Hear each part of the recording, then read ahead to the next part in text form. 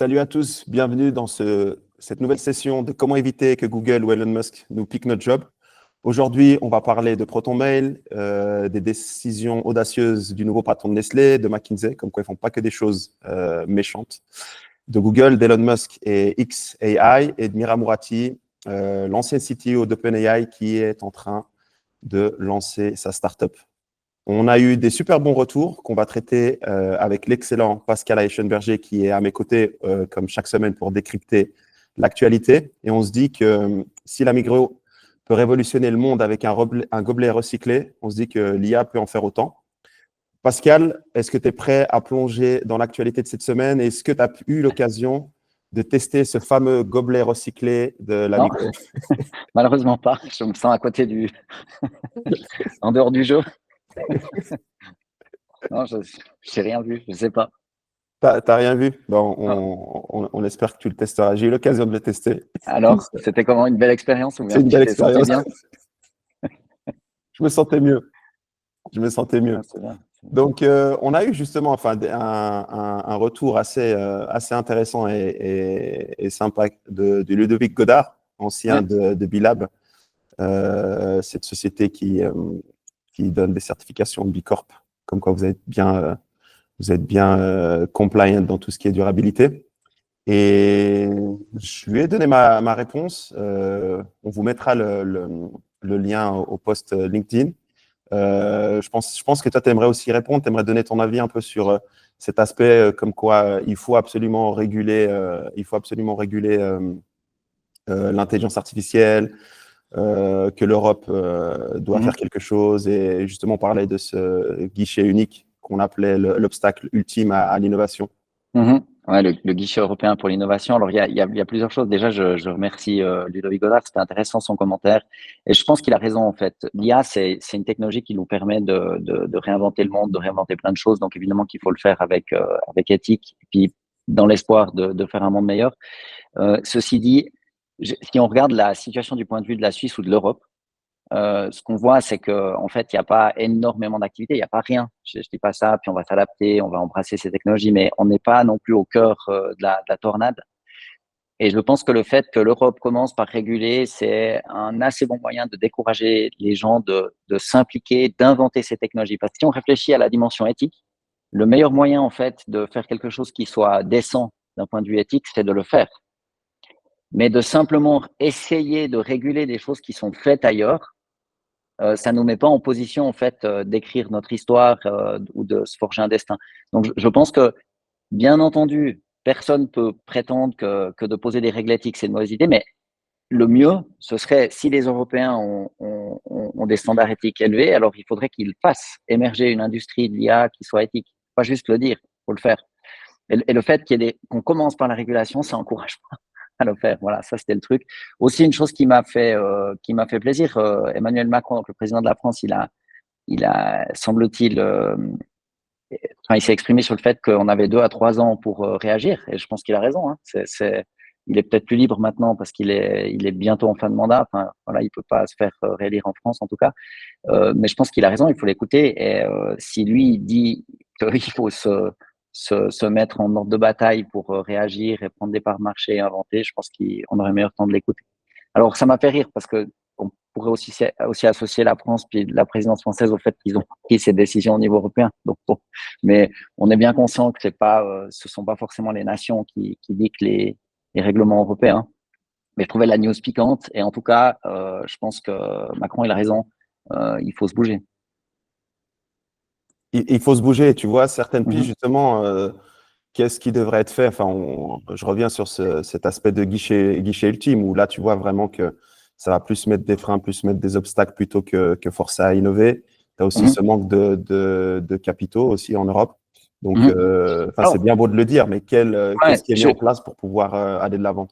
alors je suis pas sûr qu'il faut se mettre en place. Le message, c'est plutôt que ça a jamais été aussi facile, c'est pas le bon adjectif, mais disons de l'ordre du possible que d'innover. Parce qu'en fait, avec toutes ces technologies qui tournent autour de l'IA, notamment autour du code, les facilités qu'on peut avoir pour coder avec des outils comme Cursor ou d'autres, euh, on a la possibilité de réinventer des outils de manière beaucoup plus rapide, beaucoup plus facile et à moindre coût.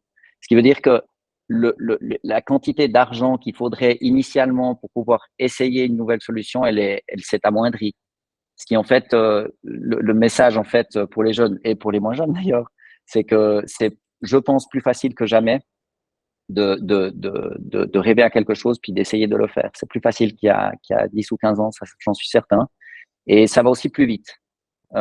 Donc, le message, c'est qu'il faut simplement se mettre en ordre de bataille pour prendre des initiatives et le faire à un niveau individuel, avec un petit collectif, avec des amis entrepreneurs, à côté d'un job que vous avez, peut-être réduire un full-time qu'on a, puis se lancer dans l'aventure. Je pense que le moment, il est idéal. C'est un grand moment de changement, il y a des places à prendre, et puis c'est plus facile qu'il y a quelques années, ça demande moins de capital. En tout cas, dans l'industrie du software, c'est quelque chose qui est beaucoup plus envisageable. Donc, je veux dire, le guichet unique, ça m'a fait rire parce que c'est quand même assez marrant.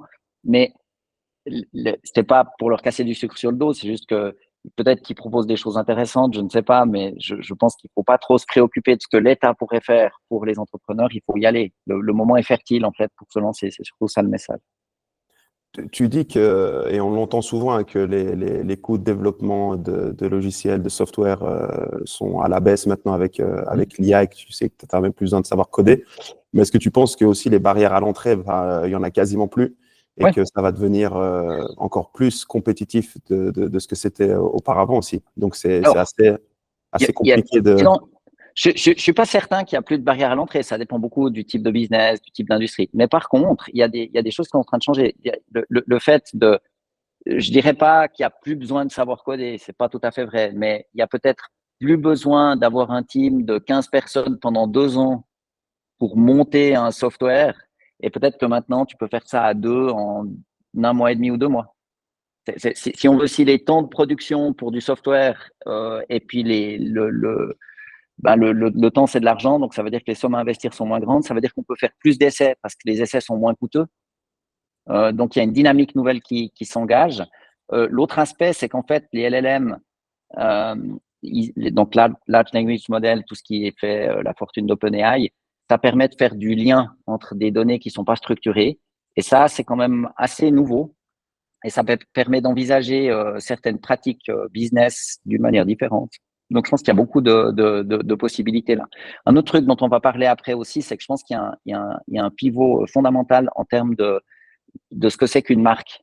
Pendant longtemps, en fait, une marque, ça a été extrêmement long à établir. Les gens y étaient fidèles, ça valait beaucoup d'argent. Et ça, je pense que c'est en train de changer.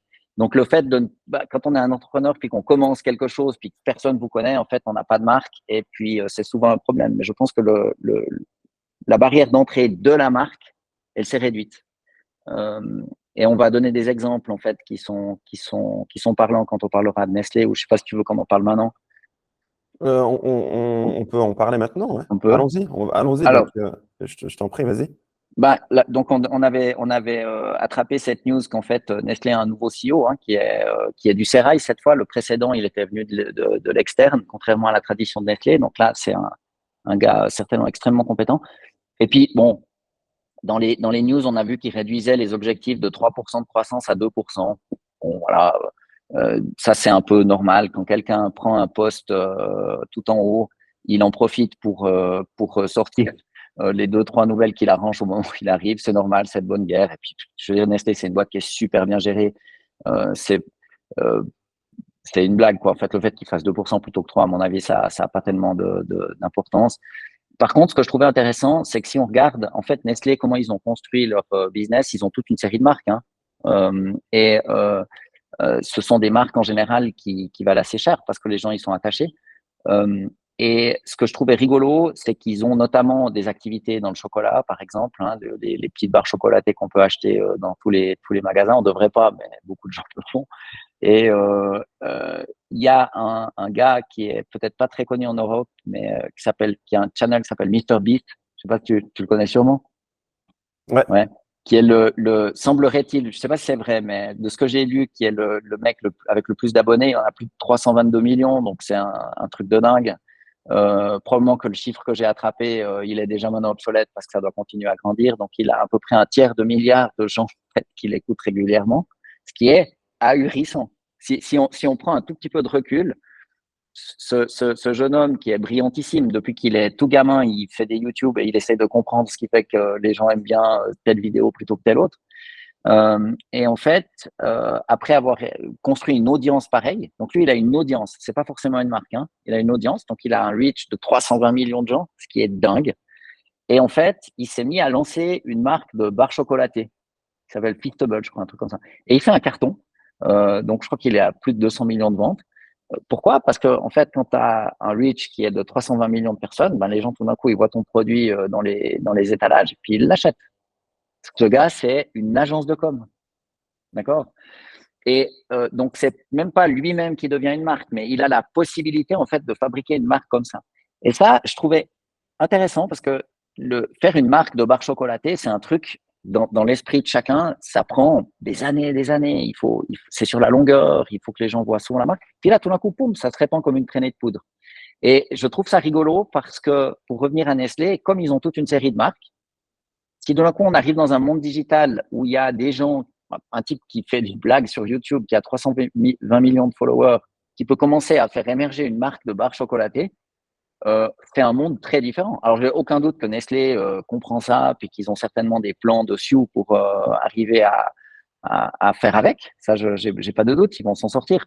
Mais je trouve intéressant que la marque, ça devienne quelque chose de plus éphémère. Et puis, en fait, qui est guidé par des moyens d'action qui sont quand même un peu différents. Et puis aussi, ce qui est intéressant dans ce que tu dis, bah voilà, c'est que, on va dire, quelqu'un de lambda peut lancer n'importe quoi, en gros, une fois qu'il a cette audience. Mais c'est que le marché devient de plus en plus complexe aussi, hein. C'est vrai Ouais. que si on se penche un peu plus sur le cas de Nestlé, ils ont quand même quelques casseroles avec les histoires d'eau contaminée, etc. Enfin, pas mal de choses. Ouais. Et en termes de branding, il faut quand même faire attention. Et que c'est plus aussi simple qu'avant, quoi, avec cette transparence des réseaux sociaux, enfin, de tout ce qui est, ouais, tout ce qui est digital, c'est que ça laisse des traces. Donc, on parlait de durabilité avant, c'est vrai que il me semble que Nestlé est certifié B Corp, mais ça suffit plus ou ça suffit pas pour garder son avantage concurrentiel. Et donc, je trouve intéressant, enfin, ce qu'a fait le CEO, même si on peut se dire que voilà, Nestlé, c'est un immense groupe, mais c'est que voilà, l'instabilité économique fait qu'on doit quand même prendre des décisions, qu'elles plaisent ou non, quoi. Ouais. Non, puis bon, j'ai aucun doute, je le connais pas personnellement, mais j'ai absolument aucun doute qu'il est très bien entouré, puis que c'est un mec brillantissime, donc il sait ce qu'il fait. Et personnellement, je suis assez convaincu que, alors Nestlé, oui, tu parlais de l'eau, etc., d'autres choses, mais disons, ces cas-là, on en parle. Je pense qu'il y a plein d'entreprises dans le fast moving consumer good où ils ont aussi de temps en temps des problèmes. Parce que, ma foi, voilà, de temps en temps, il y a des choses au niveau industriel qui sont pas parfaites. Je pense très honnêtement pas que ce soit les pires. Et ils essayent maintenant clairement de prendre ce virage pour aller vers des produits plus sains, etc., etc. Il faut aussi se rappeler peut-être une chose assez intéressante. Nestlé, en fait, quand ils ont vraiment commencé à avoir de l'ampleur, qu'ils ont fait de la poudre pour bébé, au tout départ, la problématique qu'on devait adresser, c'était d'avoir à manger des aliments qui se conservent. Donc, du lait en poudre, ça se conserve plus facilement que du lait sous sa forme primaire. Et du coup, je pense que c'est pas tellement Nestlé qui est malveillant, ça, moi, j'y crois pas du tout. Je pense que ce sont les attentes de la société qui ont changé. C'est-à-dire que maintenant, le problème numéro 1 aux États-Unis, c'est l'obésité, parce qu'on mange trop. On a trop de calories, on a trop de produits frais, alors que dans les années 50, c'était plutôt d'avoir à manger. Alors du coup, si le lait en poudre, il était un tout petit peu moins bien qu'un lait standard, bon, ben, au moins, tu avais du lait.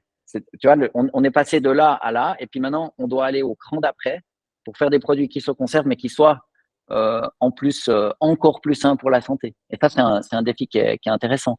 Mais je, je pense aussi ils ont un gros défi parce qu'on en parlait avant, mais tu vois, on parlait des barres chocolatées. Tout le monde sait qu'en fait, il faudrait pas se jeter sur des barres chocolatées le matin, le midi et le soir et puis commencer à manger des snacks. Je veux dire, on le sait tous, hein, on en parlait avant avec le tacos.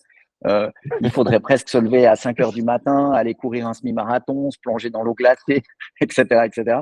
Donc, bon, on sait ce qu'il faudrait faire. Mais la réalité du monde, c'est que les gens, ils font comme ils peuvent. Et du coup, quand tu as une fringale, ben, tu prends une barre chocolatée. Et je pense que là, Nestlé a quand même une immense opportunité parce que s'ils peuvent mettre à disposition du public, c'est certainement leur but, les produits les plus sains possibles, ils vont faire un carton. Ils ont tout l'appareil industriel pour pouvoir produire, marketer ça dans tous les pays. C'est assez génial, hein, l'outil industriel qu'ils ont. Donc, je pense qu'il ne faut pas trop se faire de soucis pour eux. Ça devrait aller. C'est ce shift entre la théorie et la pratique, Ouais. où justement, tu as moi, ce que j'appelle la schizophrénie du consommateur, où en fait, il veut des produits durables, il veut des produits de meilleure qualité, ça c'est sur le papier.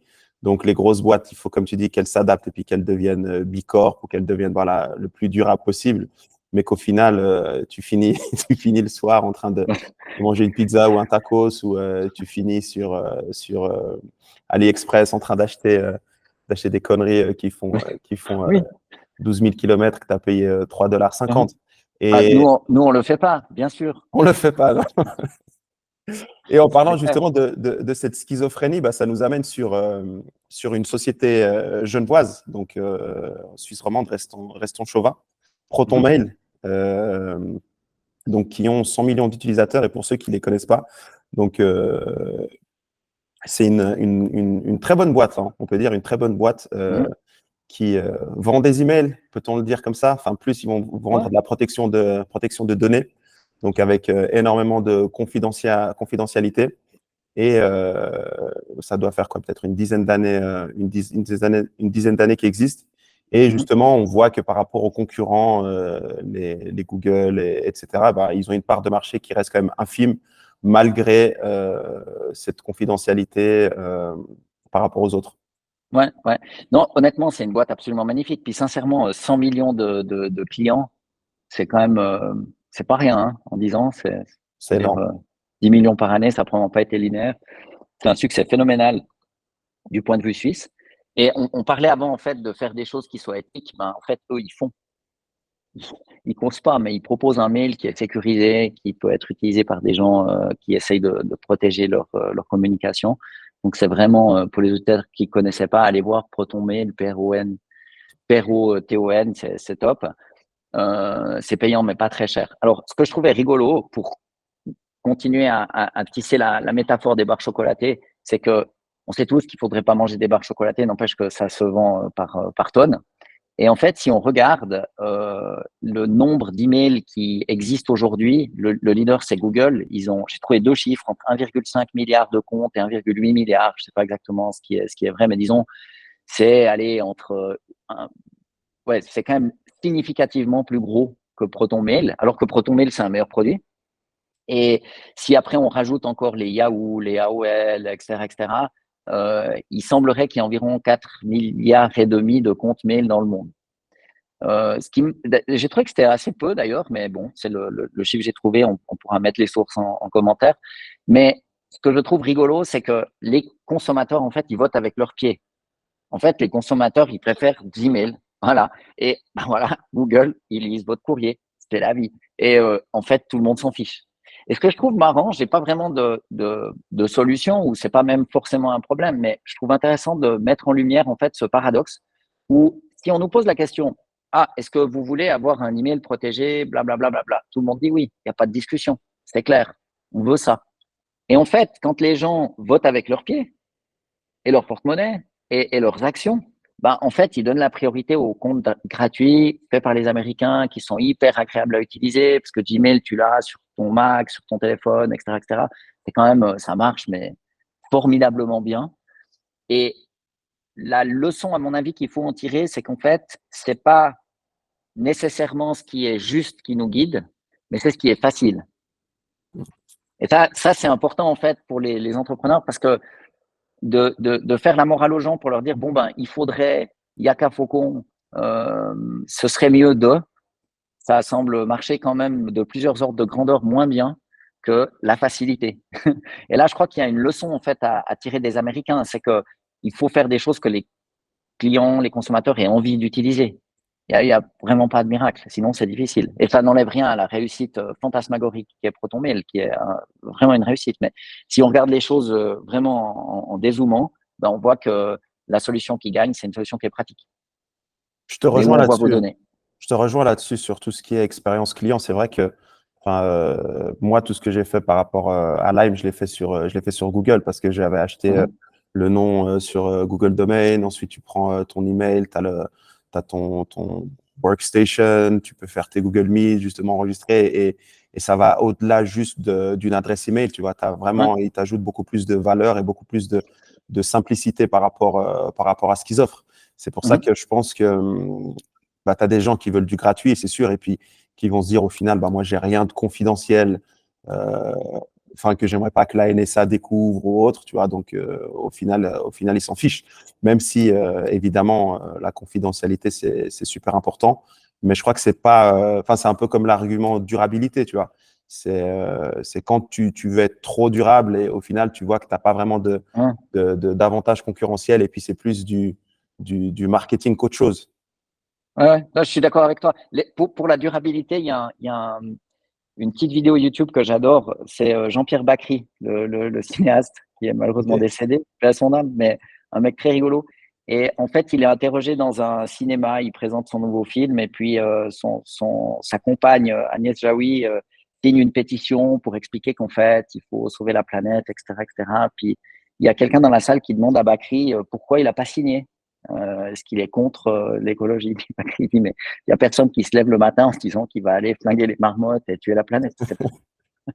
Personne n'est pour la pollution. Il disait d'ailleurs, et c'est très rigolo, mais il faut l'écouter, il disait même les mecs qui polluent, ils se réjouissent pas de le faire.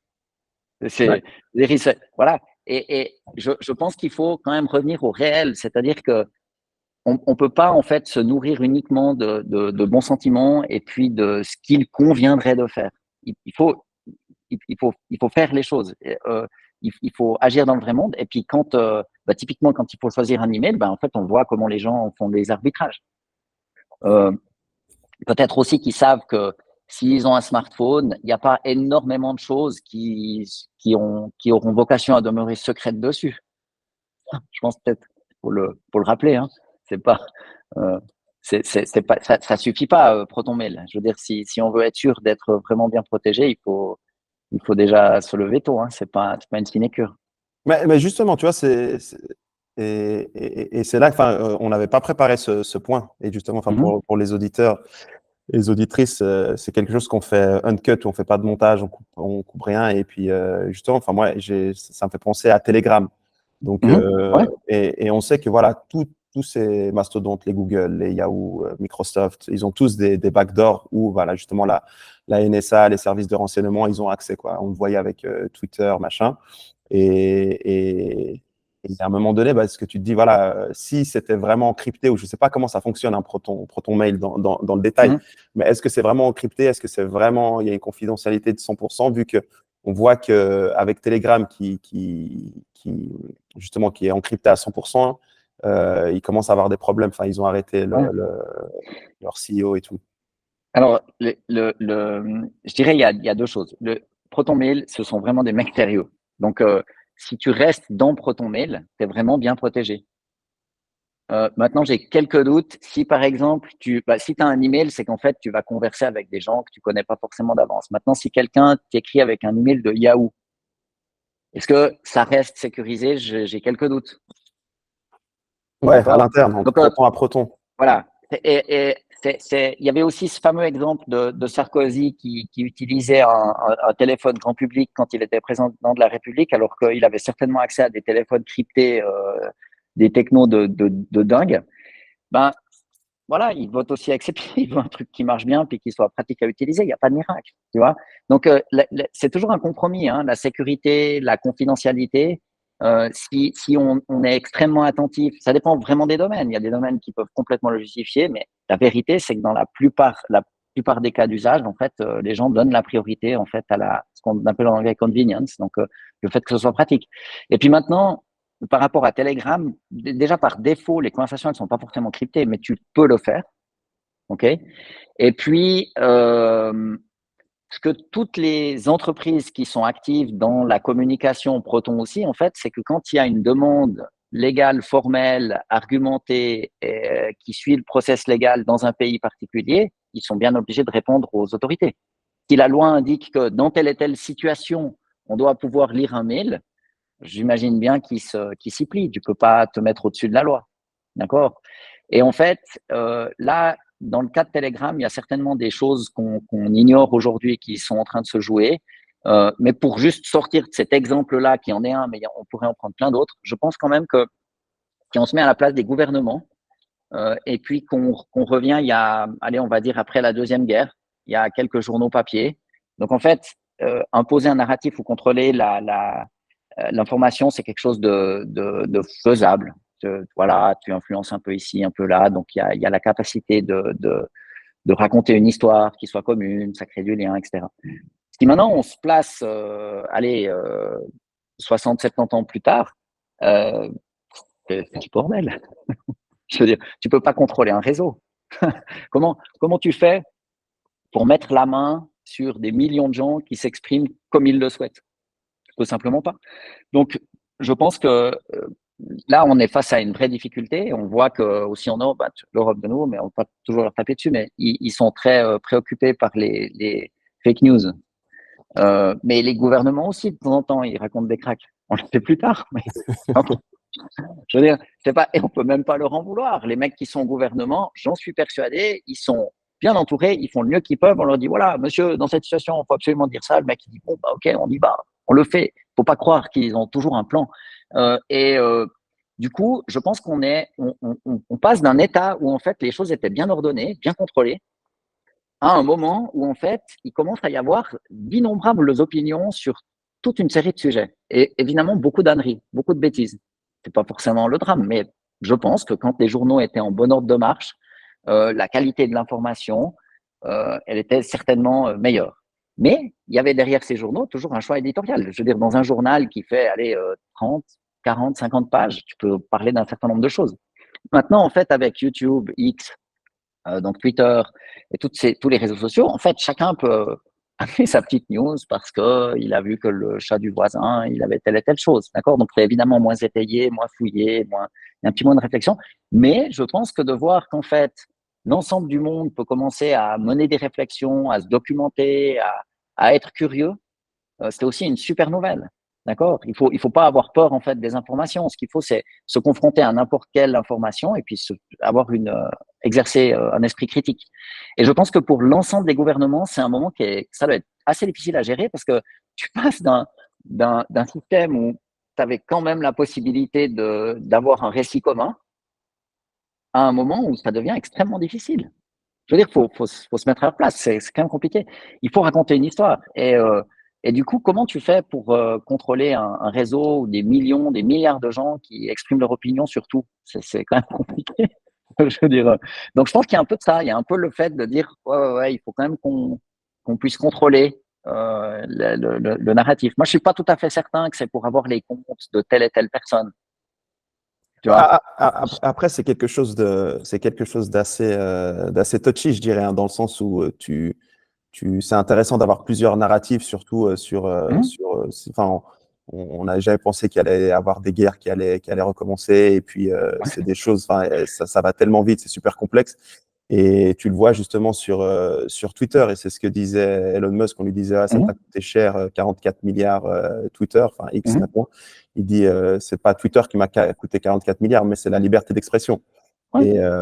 Et au final, je pense que c'est ça qui est dérangeant pour les États, comme tu dis, d'avoir des narratifs et surtout des personnes, comme tu disais, qui ont des 100 millions, 200 millions, 300 millions de followers, et justement qui vont toucher plus de personnes qu'un journal papier, quoi. On le voit maintenant avec tous les journaux papier qui galèrent et qui sont à deux doigts de la faillite. On pourrait parler de digitalisation, mais… Ouais. Mais ils ont beaucoup de mérite. Hein. Le métier de journaliste, c'est vraiment un beau métier. Le journaliste d'investigation, s'intéresser à un sujet, creuser, aller interviewer les gens, ça prend un temps de dingue, c'est gourmand en ressources.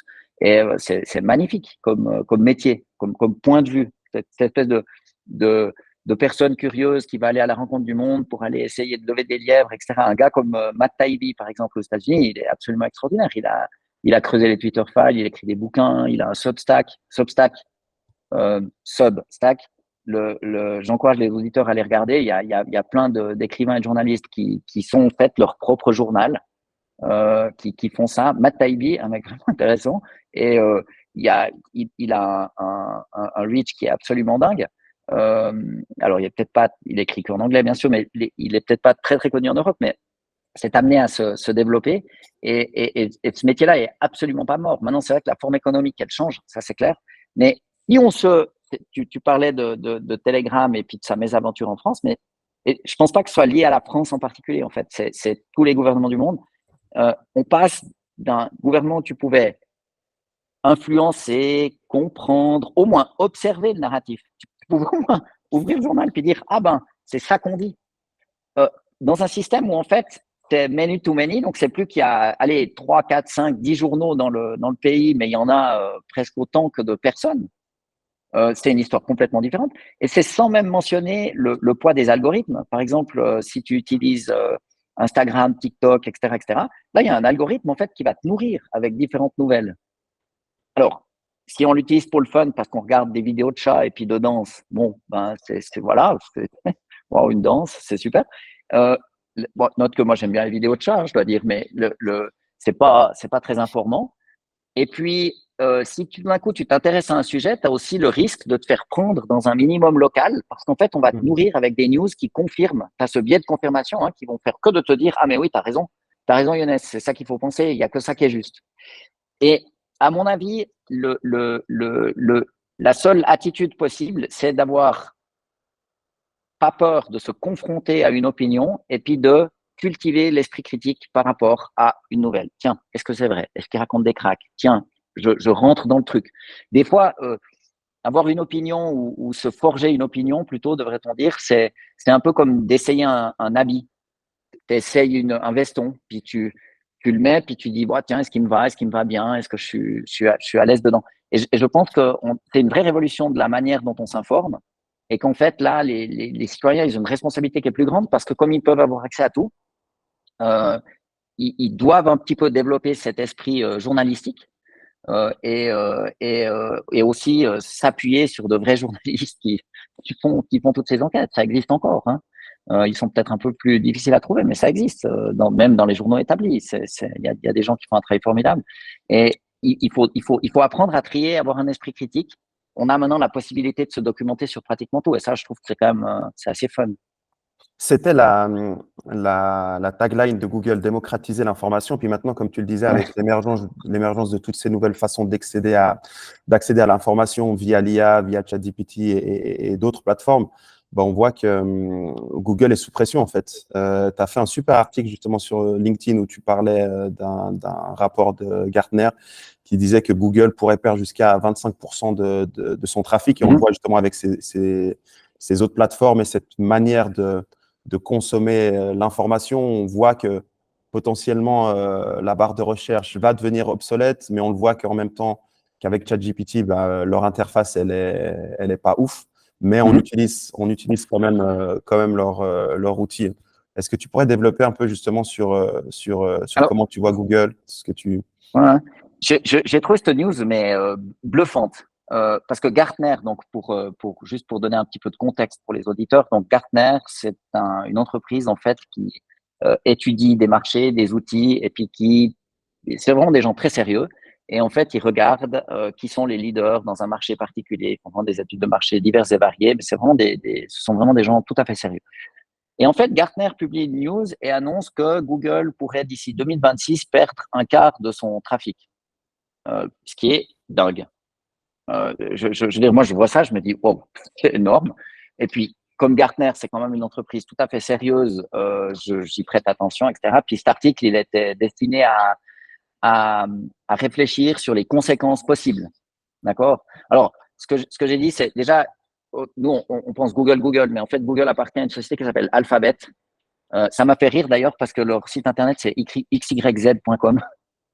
Les mecs, ils n'ont pas réussi à choper alphabet.com. Même quand tu es Google, tu as du mal avec ton domaine name. Et du coup, Alphabet, en fait, c'est une société qui est extrêmement diversifiée. Ils ont une société qui fait des robots taxis, Waymo. Ils ont investi dans la longévité, dans le medtech, dans le healthcare. Enfin, ils sont dans la robotique. Ils sont partout. Et puis, j'ai un peu creusé cette histoire d'Alphabet. En fait, ils l'ont incorporé en 2015. C'est quand même, ça fait 9 ans, presque 10 ans. Donc, ils ont anticipé ce besoin de diversifier leurs sources de revenus par rapport à Google. Et sincèrement, ils l'ont bien fait. Je ne sais pas si ça a marché, mais honnêtement, quand on va s'intéresser à Alphabet, on voit vraiment qu'ils ont un portefeuille de produits, mais qui est ahurissant. Et je pense que très tôt, en fait, ils ont parfaitement compris, en fait, que l'IA, ça allait être un gros truc. D'ailleurs, ils ont des teams extrêmement forts, hein. Ils ont Google DeepMind, c'est une société anglaise qu'ils ont racheté il y a, je sais pas, allez, 5 ans, quelque chose comme ça, dont un des fondateurs vient de recevoir un prix Nobel de chimie, soit dit en passant. Donc, c'est quand même pas rien. Ça montre bien qu'ils ont une quantité d'assets. Et puis, ce qui m'a surpris aussi, parce que j'en parlais avec un copain, et j'ai été contrôler le stock, donc leur cours de bourse. Et en fait, ça n'a pas l'air, cette news que Google pourrait perdre 25% de son trafic, ça n'a pas l'air d'avoir beaucoup influencé les marchés. Puis je me suis dit, mais je me suis interrogé. Et je pense que d'une part, il y a la diversification ahurissante d'Alphabet, dont ils ont peu parlé, mais que les investisseurs connaissent. Et puis d'autre part, j'ai été regarder en fait les, les chiffres de Google. Les auditeurs peuvent le faire sur Google Finance. C'est une machine à cash, c'est quelque chose d'absolument ahurissant. En fait, en gros, chaque quarter, donc tous les 3 mois, ils font un chiffre d'affaires hors de grandeur 80 milliards et un profit hors de grandeur de 20 milliards. Mais je sais pas si Incroyable. faut prendre une minute pour digérer le chiffre. Hein. Tous les 3 mois, tous les 3 mois, tu as 20 milliards qui sont fabriqués. C'est dingue. Et je me suis dit, bon, imagine, le mec, il est à la tête de Google. Tous les 3 mois, tu as 20 milliards qui tombent. Il dit, ouais, vous prédisez ma vente pour 2026. On va te calmer. Boum, boum, boum. Le quarter suivant, pouf, il pose 23 milliards. Ça calme tout le monde et puis c'est la fin du débat. Donc, c'est quand même une entreprise qui est absolument extraordinaire en termes de stabilité du revenu, de profitabilité et puis simplement de chiffres. Je veux dire, 80 milliards par quarter, dont 20 et quelques milliards de profit, c'est quelque chose qui est complètement ahurissant. Je ne sais pas si les auditeurs réalisent, mais on parlait avant de Nestlé, ils doivent être sur un chiffre d'affaires annuel aux alentours de 90 ou 100 milliards. C'est dans ces eaux-là. Ouais, parce que les margines, c'est incroyable. Hein. C'est Ouais. des bytes qui vendent, quoi. Ouais. Google, ils font pratiquement ce chiffre d'affaires tous les 3 mois, ce qui est une dinguerie. Donc, alors, c'est peut-être aussi moins stable. Hein. Ça, c'est aussi le message. Hein. Alors, on commentait avant, on disait, ouh là là, Nestlé, mon Dieu, ils vont faire que 2 à la place de 3%, c'est un poil ou des moins sexy. Mais bon, ça m'étonnerait un peu que les gens s'arrêtent de manger. Ça devrait demeurer comme besoin. Tandis que Google, ben, si réellement ils perdent 25% de leur trafic, ben, c'est quand même un gros sujet. Hein. Je dirais que c'est peut-être pas forcément quelque chose si on extrapole un peu, quelque chose de négatif, parce que, enfin, moi, je te disais avant que j'ai tout sur Google, tu vois. Donc, Ouais. si maintenant j'utilise plus, comment dire, si j'utilise plus Google dans les recherches, ben, j'utilise ChatGPT et ça fait le taf. Mais c'est peut-être, tu te dis aussi à un moment donné, ils sont en train de tuer la cash cow, tu vois. Et c'est un peu comme Netflix l'a fait. À un moment donné, bah, ils avaient les DVD qu'ils envoyaient par la poste. Et quand ils ont fait leur transition vers le numérique et tout, bah, ils ont tué une partie du business. Et peut-être qu'on peut imaginer que, comme tu dis, Google, ce sont des personnes super smart et qui sont déjà en train c'est même pas anticiper le futur, mais de créer justement ce futur.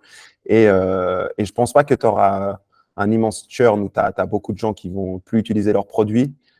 Mais ça va être intéressant de voir comment ça va se développer. Je sais pas. Alors, je dirais le fait qu'ils aient commencé en 2015 à diversifier leur business comme ça montre que ben, ils le savaient. Ensuite, dans l'IA, ils ont quand même une position qui est hallucinante avec DeepMind. Ils viennent de gagner un prix Nobel. Ils ont investi toute cette histoire du protein folding. C'est quand même ahurissant. Ça, je sais pas si ça appartient formellement à Alphabet ou pas, mais je sais qu'ils ont fait un spin-off pour développer des médicaments. Donc, je veux dire, là, ils ont des outils qui sont d'un ordre nouveau, qui vont permettre de faire des choses probablement ahurissantes.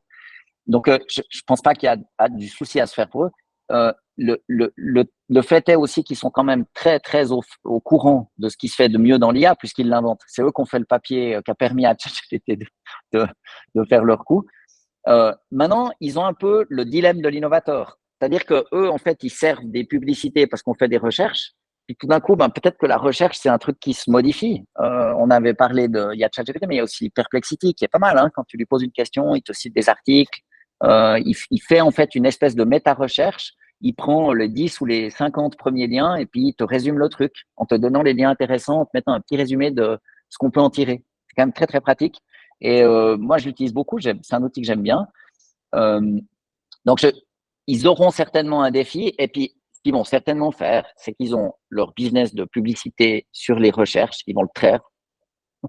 Et puis, ils ont mis en place plein d'autres initiatives qui sont liées à l'IA, liées à la santé, à la robotique, etc., etc. Donc, il ne va rien leur arriver de mal. Je pense quand même, ceci dit, qu'ils ont un défi parce qu'ils ont aujourd'hui un avantage que peu de gens ont. C'est que pendant longtemps, le premier endroit où tu allais quand tu allais sur Internet, c'était Google. Même sans t'en rendre compte parce que tu tapais dans la barre de recherche. Et du coup, ce qui n'était plus la porte d'entrée, ça peut être un défi. Ça peut être un défi qui est assez important. Il faut se rappeler pour nos auditeurs très jeunes, ils peuvent faire des recherches sur Internet, mais avant Google, il y a eu Yahoo. Puis avant Yahoo, il y a eu Alta Vista. Et c'est déjà arrivé en fait que le géant de la recherche sur Internet se fasse prendre sa place. Et peut-être on couvrira ça d'un autre moment, mais l'histoire de Yahoo, elle est hallucinante. Ils ont eu l'occasion d'acheter Google, ils n'ont pas voulu. Enfin, c'est dingue. Ils ont tout fait faux. Ah, je rigole, mais c'était compliqué. Mais justement, toi, tu parles de Google et enfin, ils ont déjà fait des modifications, je pense il y a quelques semaines ou quelques mois en arrière, justement sur l'algo, qui va plus chercher autant d'informations et qui, je crois, qui fait un tri et genre 40 ou 60% du contenu qui est créé sur une réponse, tu vois, sur une question, et va disparaître. Et on veut justement avoir quelque chose de plus épuré où tu as la réponse à la question, mais pas 36 000 pages. Donc ça, c'est en train de changer et je pense que leur avantage, ça va être justement par rapport à l'interface qui est vraiment beaucoup mieux comment ça s'appelle, que ChatGPT. Mais il y a des choses qui vont se passer, c'est sûr, dans la recherche et ça va avoir un impact sur tout ce qui est marketing, sur SEO, sur le SEO et tout. Ah ouais. Mais ça, j'en sais pas plus pour le moment, quoi. J'ai fait quelques recherches, j'ai vu ce qui se passe et ça va être super intéressant. Je pense que ça va être passionnant parce qu'on peut tout à fait imaginer qu'en fait, Google, il monte un bot dans les mois ou années qui viennent où tu lui dis, voilà, je voudrais aller en vacances au soleil. Ah, super, c'est quoi ton budget? 7 ans. Okay. Tac, il y a un vol. Allez, hop, c'est parti. Tu vois? Parce que le processus, en fait, pour réserver des vacances, tout le monde fait ça, en fait. Tu veux partir en vacances, tu te dis, OK, qu'est-ce qu'on a comme sous? Où est-ce qu'on va? Est-ce qu'on a une envie particulière? Après, tu vas, tu regardes un hôtel, etc., etc. Enfin, il y a aussi d'autres plateformes, mais si on imagine qu'on reste dans Google, tu vas faire tes recherches. Puis après, tu vas dire, tiens, qu'est-ce qu'il y a à voir là-bas? Est-ce qu'il y a un festival de musique au moment où on voudrait y aller? C'est en juin. Ah, intéressant. Est-ce qu'on se prend des billets? Poum, puis tu réutilises Google pour aller acheter des billets. Mais on peut tout à fait imaginer un agent, en fait, qui fasse, c'est un exemple parmi 10 000, mais on peut imaginer que Google, ça devienne un agent conversationnel, en fait, qui te facilite la vie pour t'aider à réserver des choses comme ça. Alors, on n'y est pas en termes de technologie aujourd'hui mais ça va venir. On n'est pas très, très loin. Est-ce qu'on peut imaginer et c'est un des souhaits d'Elon Musk, mais est-ce qu'on peut imaginer justement un WeChat concurrent, enfin un WeChat à l'européenne ou concurrent de ce qui se fait en Chine justement, où là tu pourrais imaginer que ça vient disrupter tout ce qui est mis en place en fait actuellement, que ce soit les paiements, les réseaux sociaux, la messagerie, etc. Ouais. Alors, on peut tout imaginer. Je pense que si d'aventure quelqu'un essayait de faire un concurrent de WeChat, ça m'étonnerait un petit peu qu'il débute en Europe parce que ce serait un petit peu comme se tirer dans le pied. Alors, l'autre jour, j'en discutais avec un copain qui me disait, mais non, Pascal, t'as rien compris. Si tu le fais en Europe, c'est le plus dur. Et comme tu sais que tu vas réussir ailleurs. Je dis, ouais, bon, mais c'est pas tout à fait comme ça que ça marche. Le but, c'est de survivre, c'est pas de se tirer dans le pied. Donc, bon, on pourrait, je pense personnellement pas que ça naîtra en Europe. Techniquement, il n'y a rien qui l'empêche, absolument rien. Je pense que c'est une question d'attitude. Et puis surtout, il faut assembler en fait une quantité d'utilisateurs. Ce sont des business qui marchent avec un effet de réseau. C'est pour ça que Twitter, ça valait cher, parce qu'il y a beaucoup d'utilisateurs. Donc, si tu pars de zéro, bah, tu n'as personne qui va poster une news. Donc, en fait, il n'y a personne qui a intérêt à s'inscrire, etc., etc. Puis, tu n'arrives pas à initier la pompe. Donc, de le refaire maintenant, c'est pas évident. Hein. Je pense que c'est délicat. Je pense qu'il faudrait plutôt réfléchir sur le coup d'après. Donc, en faisant l'hypothèse qu'en fait, non seulement l'IA est disponible comme elle l'est aujourd'hui, mais qu'elle le sera comme dans 2 ans, parce que ça avance vite. Et puis, targeter les applications de prochaine génération. De revenir en arrière, on a vu typiquement les hébergeurs, Amazon Web Services, Azure, Google Cloud, etc. Ben voilà, c'est les trois. Oui, il y a aussi IBM, il y a Oracle, mais ce sont tous des Américains. Et en fait, ça fait une décennie qu'ils investissent des sommes colossales pour construire ces assets. Donc ça, c'est du CAPEX. Donc c'est vraiment de l'argent qu'on doit investir, amortir. C'est vraiment un truc difficile. Tu peux pas concurrencer ça en 2 minutes. Le seul que je connaisse qui le fasse, c'est OVH en France, donc Octave Klaba. Un mec extraordinaire. Il a réussi à monter un hébergeur tout à fait remarquable en Europe, mais il est très petit par rapport aux géants américains. Ça reste petit. Alors, c'est vraiment génial, mais ça reste petit. Et du coup, je suis pas sûr qu'en fait, de se mettre dans si tu veux, comme un cycliste, de prendre la roue, je suis pas sûr que ce soit le bon truc. À mon avis, il faut plutôt attaquer les verticaux, les applications de la prochaine génération qui sont rendues possibles par l'IA. Parce que WeChat, ça n'a pas été pensé au moment où l'IA était vraiment disponible et fonctionnelle, comme elle l'est aujourd'hui. Et l'IA, bien sûr, ça permet d'accéder ça stocke le savoir, les LLM, hein, le savoir humain. C'est un moyen de le stocker, mais c'est aussi un autre moyen d'avoir accès à l'information. Parce qu'on peut dialoguer. Et quand on peut dialoguer, que ce soit par oral ou par écrit, en fait, ça change les usages. Donc moi, je n'ai pas la solution, sinon je l'aurais fait, mais je pense que plutôt que d'essayer de faire un rattrapage, un catch-up, il faut partir sur la vague suivante, en faisant l'hypothèse qu'en fait l'IA est là, qui fonctionne bien et qu'il est partout. Ouais, je te rejoins là-dessus, hein, mais je pense que c'est quelque chose qui va arriver assez rapidement, enfin, ou qui va être tenté d'être fait. Je suis d'accord avec toi sur l'Europe, ça partira pas d'Europe, je pense que ça va partir des États-Unis. Comme je le disais, c'est Elon Musk, c'est son souhait le plus cher de faire de X.com justement une plateforme de paiement, de réservation, de réseaux sociaux. Et on le voit justement en fait avec une dernière nouvelle assez incroyable. Donc Elon Musk et sa boîte donc xAI, ils ont monté un cluster IA. Donc un cluster IA, c'est un réseau de serveurs capable de traiter d'énormes volumes de données, et c'est nécessaire à l'entraînement de modèles d'intelligence artificielle. Donc cette information elle a été révélée par le fondateur d'NVIDIA, donc Jensen Huang, qui a discuté justement avec l'équipe de Musk, et ils ont dit qu'ils ont fait ce travail, donc monter ce cluster IA en 19 jours. Et généralement, ça prend 4 ans pour le faire. Musk, il est dingue. En fait, il fait voler des fusées. Là, ce week-end, ou il y a quelques jours, il a réussi à en rattraper une, le plus gros objet volant qu'on ait jamais fabriqué. Boum, il vient, pouf, il l'attrape, il lui remet de l'essence et il repart. Enfin, pas de l'essence, mais du méthanol et il repart. Et c'est un entrepreneur qui est hallucinant. Il arrive à tenir des délais et à faire arriver des choses dans le vrai monde, dans la vraie vie, on peut qu'avoir une grande admiration pour sa capacité à le faire. Et par rapport à notre discussion sur WeChat, X.com, c'est une immense communauté. Ils ont un feed qui est live, hein, donc il y a tout le temps des news qui s'agrègent. Et qu'est-ce qu'ils font en fait avec ce cluster? En fait, ils entraînent une IA. Ils ont énormément de données. Et c'est une IA qui, d'après Elon Musk, est entraînée pour essayer de toujours dire la vérité, ce qui est pas mal. C'est un bon guide. C'est peut-être ça le prochain WeChat, parce qu'en fait, ils le pensent avec l'IA au départ. D'accord? Et ce qui est intéressant aussi, c'est de voir en fait les moyens qu'il faut mettre, parce qu'ils ont monté 100 000 de ces cartes graphiques NVIDIA, les H100. Bon, 19 jours, ça c'est dingue, mais surtout avec tout le système de refroidissement, tout, voilà. Hein, c'est pas juste monter un serveur dans le back-office. Et puis, non, mais c'est... pour les auditeurs, si vous tapez sur YouTube XAI Nvidia, Cluster, 19 Days, quelque chose comme ça. Il y a des images, en fait. On voit, en fait, les armoires les unes après les autres. C'est très impressionnant du point de vue de la taille. Et aussi, je trouve, du point de vue des câbles. Tu as des câbles, mais de partout. Des kilomètres et des kilomètres de câbles. C'est très impressionnant. Et moi, j'ai aucun hint. Hein, je ne sais pas si c'est vrai, mais je pense que ce qui pourrait être intéressé à faire chez XAI, c'est en fait d'entraîner une IA, c'est-à-dire de la rendre, de lui donner connaissance en temps réel des dernières nouvelles. Bah, ça va être ça avec le Grok. Avec le Grok, c'est Ouais. qu'en fait, grâce à Twitter, enfin X, qui est devenu vraiment une plateforme d'information, tu as les deux côtés tu as plusieurs narratifs et c'est que tu as du real time en fait. C'est plus tu dois attendre à avoir un article qu'un journaliste. Non, là, c'est directement ton IA, elle apprend de suite. Ouais. Mais c'est très difficile à faire parce qu'en fait, un modèle LLM, en fait, tu prends des tonnes de données, tu l'entraînes pendant des semaines, voire des mois. Ensuite, tu le mets de côté comme un tout jeune, puis tu lui poses des questions, puis tu regardes s'il est dangereux ou pas.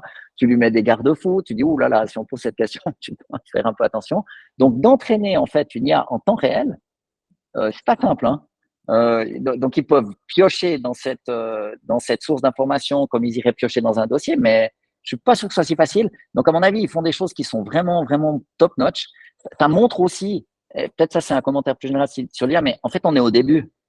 On a début, C'est pas que voilà toutes les places sont prises. Tu disais mais est-ce qu'on pourrait faire émerger des gens en Europe? Bien sûr, en fait, il faut juste on est au début. C'est pas du tout la fin. Yann LeCun, il a donné des tas de conférences. C'est le responsable je crois, de la recherche sur l'IA chez Meta, et il explique en fait pourquoi les LLM aujourd'hui ne résonnent pas. Ça n'enlève rien à leur mérite et aux quantités de choses faramineuses qu'on peut faire avec eux, mais il a raison, ils sont pas encore, ils sont pas réellement raisonnants. Et du coup, il y a tout un champ en fait de recherche, tout un champ industriel, toute une série d'applications à développer. On est au début, c'est pas du tout la fin.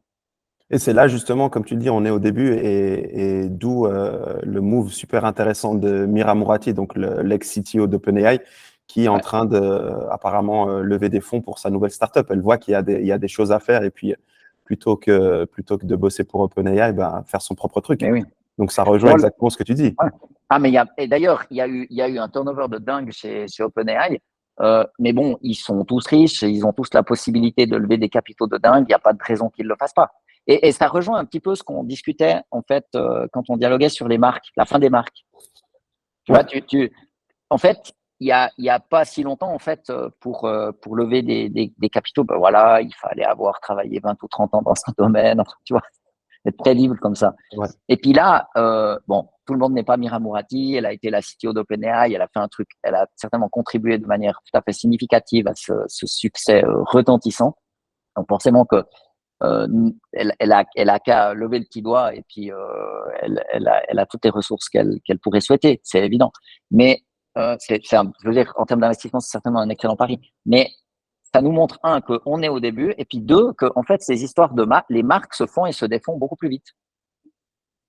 C'est étonnant. Si on compare, par exemple, avec la génération précédente, Nvidia qui fait des chips, pendant longtemps, en fait, c'était pas super sexy dans l'industrie des chips. Ils faisaient des cartes graphiques pour jouer en ligne, voilà, bon, pouf, Nvidia, ouais, bon.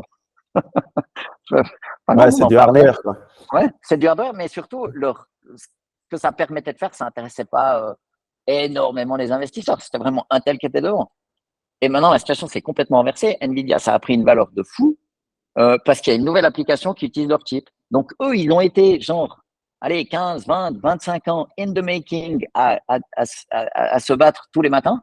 Et puis, les gens les gens d'OpenAI, en fait, ils ont travaillé quelques années, puis pouf, maintenant, ils peuvent tous monter un empire Ouais. en 5-7. More power to them. C'est bien, hein, on est très content pour eux, mais je crois que la chose qu'il faut retenir, c'est qu'en fait, on est au début. En fait, on a parfois l'impression qu'en fait, voilà, c'est fait. OpenAI a gagné la bataille, etc., etc. J'y crois pas du tout. Je pense qu'il y a énormément de niches à prendre et surtout de pas voir, c'est-à-dire il y a des choses à faire pour continuer à développer ces technologies qui tournent autour de l'IA, mais il y a surtout énormément d'applications à réinventer ou de processus business à réinventer ou de création de valeur à proposer au public en s'appuyant sur ces technologies qui sont quand même très nouvelles, qui changent la donne. Elles ne sont pas parfaites, mais ça amène énormément et ça permet de faire vraiment des choses intéressantes. Bah, tu le vois, tu parles d'NVIDIA et puis leur action, elle était à 40 dollars, je crois, en 2016. Et là, Mhm. cette année, elle est passée à, je crois, elle stagne autour des 140, mais elle était à 195 dollars à un moment donné. Et c'est grâce justement aux possibilités avec ce que tu peux faire avec leur carte dans l'intelligence artificielle. C'est ce qui leur a donné un coup de boost et puis Ouais. cette valorisation de dingue, quoi. De dingue. C'est absolument ahurissant. C'est vraiment mais ça leur a pris, alors bien sûr, ils font du hardware, c'est plus lent, mais ça leur a pris des décennies. C'est ça Ouais. que je trouve rigolo aussi, c'est cette espèce d'accélération euh, de la manière dont ces technologies permettent de réinventer différents aspects business. Et ce qu'il ne faut pas négliger, là, on parle beaucoup d'IA, de LLM, d'agents, de RAG, etc., etc. C'est vraiment la technologie, mais c'est un peu comme si on avait parlé de HTML 1.0 en 98. OK, enfin, maintenant tout le monde se fiche, en fait, personne n'en parle. HTTPS, qu'est-ce que c'est? Tout le monde s'en fiche. Et parce que on s'est concentré sur les applications que le web, qu'Internet permet. Amazon sans Internet, ça marche beaucoup moins bien.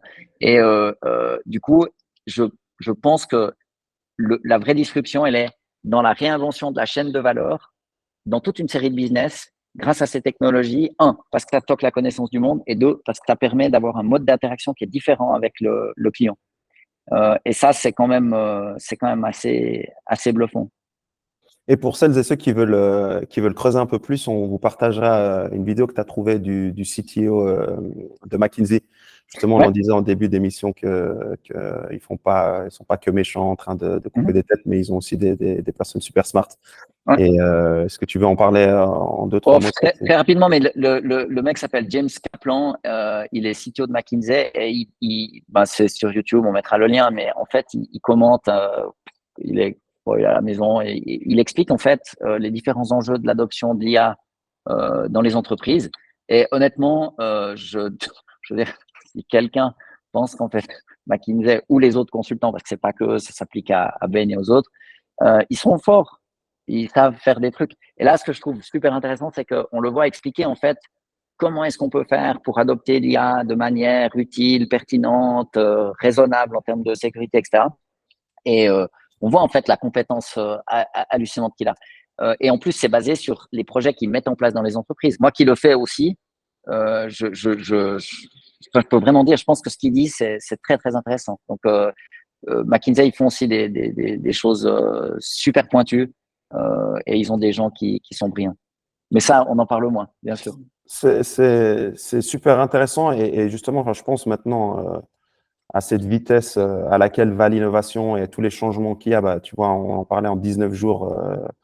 Et Elon Musk qui montre un cluster AI Mhm. et je pense un des points cruciaux pour les personnes enfin, qui bossent pas chez OpenAI, on va dire les gens lambda un peu comme nous, c'est de se tenir informé et de voir ce qui se passe parce que Ouais. tu as tellement d'informations, tu as tellement de changements que on peut vite être largué. Et Mhm. justement, c'est un de nos objectifs de faire ces sessions hebdomadaires, de partager des insights avec vous ben, pour que vous restiez informés. Et justement, ça va être ça, je pense, le réel avantage concurrentiel sur un marché de l'emploi qui est de plus en plus compliqué. Je discutais avec un prof à l'IMD et qui me Mhm. disait que depuis 2 ans, les MBA, ils ont du mal à trouver des emplois et tout. Ah, Ça devient super compliqué et tout. Ouais. Donc, je pense, voilà, rester informé, c'est super important. Et justement, une des sources, enfin, c'est top cabinets de consulting comme McKinsey, bah, ils ont accès vraiment mhm. à des tonnes d'informations et à des gens qui sont super, super smart. Mhm. Ça me met sur une note un peu, enfin, le dernier point, ça nous amène sur une note un peu drôle, mais un peu moins drôle. Donc, tu me l'as partagé ce matin. Je l'avais vu aussi dans les infos sur la RTS, justement, où il y a une boîte, je crois que c'est dans le canton de Neuchâtel, qui demande à ses employés, c'est quoi, de timbrer lorsqu'ils vont aux toilettes, hein. C'est ça, donc on a Ouais, que le temps pour aller aux toilettes, en fait, est déduit du temps de travail. Et puis ça m'a vraiment fait rire parce que les syndicats ont râlé, ils ont bien fait. Alors, peut-être plusieurs perspectives, parce que il y a évidemment la perspective du chef d'entreprise qui se dit, j'imagine en fait que dans cette entreprise, ils ont peut-être des soucis, ils doivent augmenter la productivité, ils s'en sortent pas. J'ai aucune info, je sais pas, mais on peut imaginer ça. Et du coup, il voit les gens aller aux toilettes, puis il se dit, mais ça va pas. Ils vont trop aux toilettes. Alors, on déduit du temps de travail, parce qu'il y a une logique. Je pense que Une le logique marché un peu va. malsaine quand même, hein. Une logique un peu Oui, alors, malsaine parce que ouais, puis je pense que c'est une erreur. Parce que, euh, maintenant, en fait, c'est dans les journaux. Donc, en fait, si tu cherches un job et puis que tu es bon, tu vas pas aller chez eux. bah, tu vois, c'est quand même difficile. Je pense quand même que c'est pas, le message est pas, vous allez faire quelque chose de passionnant avec nous, on a un projet extraordinaire. Enfin, je veux dire, pour engager des gens, il faut quand même avoir un projet qui soit intéressant, il faut se marketer, il faut se positionner auprès des jeunes. Donc, c'est pas forcément hyper en balance, c'est une news qui est super négative pour eux. Donc déjà, rien que pour ça, à mon avis, ils ont perdu tout l'éventuel gain, profit qu'ils auraient pu faire avec ça. Deuxième chose, c'est que si tu dis aux gens, voilà, vous êtes tellement niais qu'en fait, il faut qu'on contrôle pendant combien de temps vous allez aux toilettes, il faut s'interroger. Là, il faut se dire, OK, c'est quoi le projet? Qu'est-ce qu'ils ont comme raison d'avoir envie de participer un peu plus? Ça nous est tous déjà arrivé. Si on fait un projet qui nous enquiquine, on va avoir très souvent envie d'aller aux toilettes. Si on fait quelque chose qui nous élève ou qui nous passionne, ben, en fait, on se gère beaucoup mieux. Donc pour réfléchir au projet. Et je pense que ça va. Bah, les syndicats, ils ont bien fait de dénoncer cette affaire parce que c'est quand tu es employé dans une entreprise, puis qu'on te dit, ben voilà, ça vous est décompté, c'est quand même rude. Donc, mais je pense que c'était une ânerie. Je peux comprendre pourquoi ils ont voulu le faire, mais c'est un mauvais calcul. Je pense qu'ils reviendront en arrière. Et tu vois, on en parlait la semaine passée ou celle d'avant de culture d'entreprise. Moi, c'est Mhm. un des sujets qui me fascine justement. Et que tu vois, enfin, tout cet aspect de, comme tu le disais, enfin, de micromanagement, d'aller au-delà des limites, ça a un impact aussi, je pense, sur la productivité parce que forcément, peut-être la personne, elle va aller moins aux toilettes, mais il y aura un sentiment de mal-être. Elle va pas forcément non plus se déchirer pour toi. Et puis, Ouais, tu es là c'est sûr. avec ton bâton derrière la personne pour voir Mhm. si elle a bien fait ses 8h03. Mais oui. Je pense que c'est totalement contre-productif. Donc, à un moment donné, puis tu te dis, tu peux pas gérer une boîte en 2024 comme tu le faisais dans les années 80, tu vois, Ah peut-être non. les années 90. Maintenant, les Ouais, gens, même. ils veulent du remote, ils veulent qu'on leur fasse confiance. Moi, j'étais visiter les bureaux de la CITA, ils ont déménagé, ils ont mis Mhm. des billards, tu vois, que tu as vraiment un espace qui est assez cosy, où ça respire la confiance et que tu as envie d'être là, tu as envie de venir Mhm. bosser. Donc, une des personnes me disait, bah, moi, je préfère venir au bureau parce que je m'y sens bien et puis plutôt que de faire mes 2 jours de home office. Ouais. Et c'est là où tu vois que certains dirigeants, et c'est pas quelque chose de facile, hein, mais certains Mhm. dirigeants ont manqué ce shift et cette manière de diriger une boîte, quoi. Ouais. Alors après, disons, faut quand même recontextualiser les choses. Ça dépend du type d'industrie ou d'activité dans lequel tu es impliqué. Il y a des types de travaux qui sont un peu ennuyeux. Il y a pas à dire, hein. Là, en l'occurrence, c'est une usine. Bon, eh ben, poum, poum, poum, tu dois fabriquer des choses. Donc, il serre la vis. Mais je pense que c'est quand même une erreur. Alors, ça ne s'applique pas forcément à eux, mais le fait est, c'est que, à mon avis, la taille des entreprises en moyenne, elle va aller diminuant parce qu'en fait, les cols blancs, ils vont se faire rationaliser. C'est peut-être pour ça que faire un MBA, c'est un petit peu moins valorisé qu'il y a quelques années. Je ne sais pas si c'est là quel problème, mais pour le moins, je pense qu'en fait, en ce qui concerne l'économie du savoir et les cols blancs, la taille optimum des entreprises elle va diminuer. Donc en fait, l'intérêt, c'est d'avoir, si tu as moins de gens pour faire la même chose, il faut avoir des gens qui soient plus motivés, meilleurs, plus résilients, plus fidèles, etc., etc.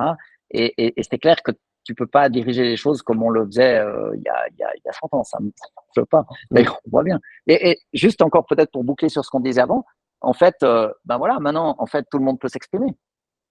Exact. C'est pas plus mal. Et du coup, ça libère la parole. Et puis, il y a ce marché de l'emploi qui va maintenant pouvoir juger cette affaire et puis dire, tiens, est-ce que ça m'intéresse de ne pas pouvoir aller aux toilettes? Je doute un petit peu. Parce que si le niveau de confiance, c'est que tu peux pas gérer ta vessie, euh, oh, tu vois, c'est difficile de tendre les clés d'un business ou de permettre aux gens de vraiment contribuer si tu leur indiques en fait en creux qu'ils peuvent pas se gérer. Et tu sais, ça me fait penser aussi à un truc, c'est que ça pose aussi problème, parce que je crois que c'est une boîte justement qui fait des composants pour les montres, tu vois. Mhm. Donc, ça pose un problème aussi, enfin, dans tout ce qui est, on va dire, inclusivité, durabilité, ou je ne sais pas qui sont leurs clients, mais eux, ils doivent regarder aussi, est-ce qu'il y a un respect de toutes les parties prenantes qui sont dans la supply chain, et justement, enfin, c'est des choses que tu dois Ouais. regarder. Donc, à un moment donné, même par rapport à leurs partenaires, ça risque de faire grincer des dents, tu Ouais. vois. Ouais. C'est pas hyper inclusif pour tous ceux qui ont une infection urinaire. Bah, c'est Non, mais compliqué. c'est clair. Et d'un autre côté, je tiens quand même à le redire, je suis sûr que, alors peut-être cette affaire a été montée en épingle, mais je pense quand même que si un tel règlement a réellement été édicté, je peux me mettre à la place de ce chef d'entreprise qui s'est dit, les gars, on est à la rue, ça va pas, on n'a pas la productivité qu'il nous faut, on gagne plus assez de sous, on est mal. Hein, ça, c'est entendable. Mais le truc, le shift qu'il faut faire, c'est passer de je vais vous contraindre, vous pouvez plus aller aux toilettes comme vous voulez parce que ça va être déduit de votre A. Ok les gars, comment est-ce qu'on s'y prend? Enfin, soyons inclusifs.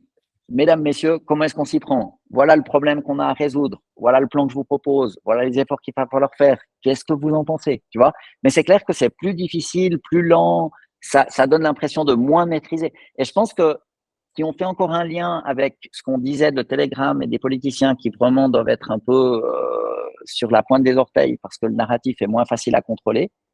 En fait, dans une entreprise aujourd'hui, c'est la même chose. En fait, les gens, ils ont plus de super pouvoirs. Donc, en fait, il faut créer un vivre ensemble.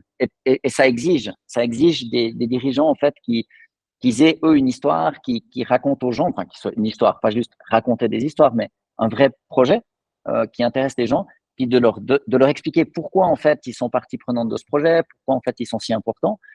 Et c'est vrai, je peux m'imaginer qu'une entreprise qui fait attention, qui est Bicorp et qui fait attention à qui sont ses fournisseurs, ils vont se dire tiens, est-ce que ça joue pour nous? On verra. On verra en fait si ça influence. Je suis curieux de voir. Je prendrais ça comme mot de la fin, et je finirai sur cette conclusion. C'est vrai qu'on parle beaucoup de technologie, beaucoup d'IA, mais qu'on peine encore à mettre l'humain au centre de la chose, et on le voit justement avec cette histoire de toilettes, comme quoi il y a encore beaucoup de choses à faire avant de réguler l'intelligence artificielle et de se concentrer sur les gobelets. Pascal, je te dis à la semaine prochaine. C'est tout pour aujourd'hui. À très bientôt. Ciao, ciao tout le monde. Salut Younes, ciao.